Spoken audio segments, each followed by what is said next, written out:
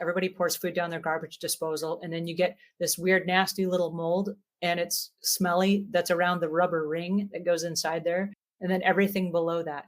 So on a regular basis, what we recommend, if that little rubber stopper comes out, that you soak this in hydrogen peroxide, maybe on a weekly basis. That way it will eat up all of the organic compounds that are on that little stopper that goes down the sink, that little drain stopper, and it will eat all that up so that that doesn't smell bad. Because you can have a perfectly what looks like a clean garbage disposal, and then it smells really bad. And what you're not realizing is that what you're smelling is the rubber with all the gunk that has built up around it because the rubber was not cleaned on a regular basis. So just a little tiny cup with hydrogen peroxide in it, put that rubber stopper in it, leave it for an hour, take it out. You can do this like if you go to bed at night, the next morning when you get up, take it out of the thing, rinse it off and put it inside. You don't even need to scrub it off. It will just eat up all that stuff. And then you got a clean rubber stopper to put back inside your garbage disposal.